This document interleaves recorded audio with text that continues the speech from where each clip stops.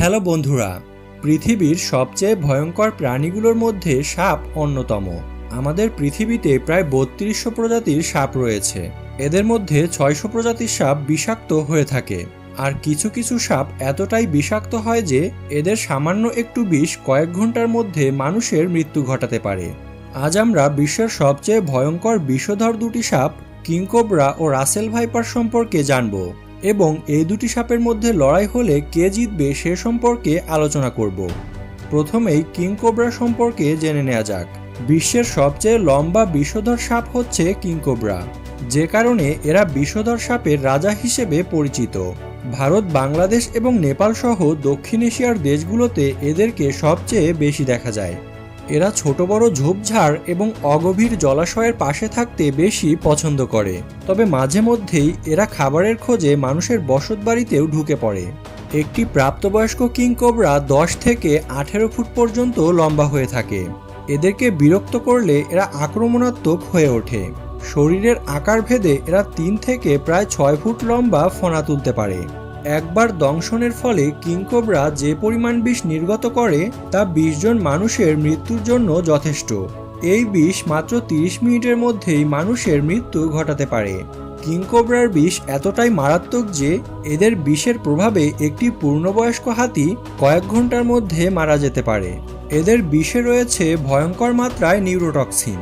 King Cobra দংশন করলে কয়েক মিনিটের মধ্যেই প্রাণীর দেহে রক্ত চলাচল বাধাগ্রস্ত হয়। প্রাণীটি বেহুশ হয়ে যায় এবং চোখে ঝাপসা দেখতে শুরু করে। কোনো ক্ষেত্রে প্রাণীর শরীরে প্রচণ্ড মাত্রায় খিঁচুনি উঠতে পারে। কোনো ধরনের প্রতিষেধক গ্রহণ না করলে মাত্র ৩০ থেকে ৬০ মিনিটের মধ্যে যে কোনো প্রাণীর মৃত্যু হতে পারে। কিংকোবরা ছোট ছোট প্রাণী ছাড়াও বড় বড় বিষধর সাপকেও খাদ্য হিসেবে গ্রহণ করে। বন্ধুরা, এবার চলুন বিশ্বের অন্যতম ভয়ঙ্কর বিষধর সাপ রাসেল ভাইপার সম্পর্কে জেনে নেওয়া যাক। ভারতীয় উপমহাদেশে এদেরকে সবচেয়ে বেশি দেখা যায়। দেখতে মোটাসোটা হওয়ায় এদেরকে অজগর সাপের বাচ্চা ভেবে অনেকেই ভুল করে থাকে।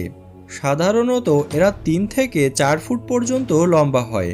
আকারে কিছুটা ছোট হলেও সবচেয়ে দ্রুতগতিতে ছোবল মারার ক্ষেত্রে এরা প্রথম স্থানে রয়েছে।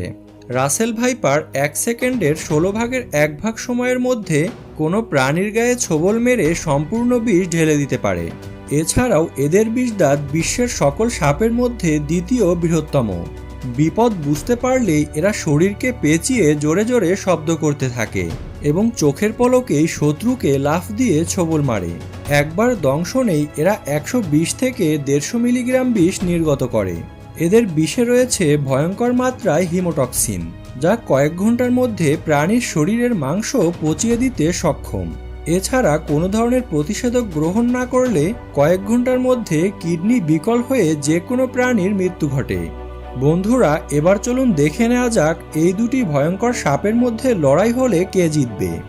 বিষের তীব্রতা, প্রচণ্ড ক্ষিপ্ত স্বভাব, অতি দ্রুত ছোবল মারার ক্ষমতা এবং বড় আকৃতির বিষদাঁতের ক্ষেত্রে রাসেল ভাইপার কিংকোবরা থেকে এগিয়ে থাকবে।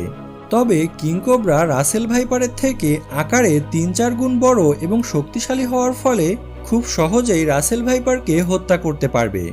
আর যেহেতু কিংকোবরা বিষধর সাপগুলোকেও খাদ্য হিসেবে গ্রহণ করে, সেহেতু রাসেল ভাইপারকেও সে খেয়ে ফেলতে পারবে। এক্ষেত্রে বোঝাই যাচ্ছে যে এই লড়াইয়ে কিংকোবরাই জিতবে। তো বন্ধুরা, এ ব্যাপারে আপনাদের মতামত কি সেটি কমেন্টে জানাতে ভুলবেন না। আজকের মতো এ পর্যন্তই। ধন্যবাদ।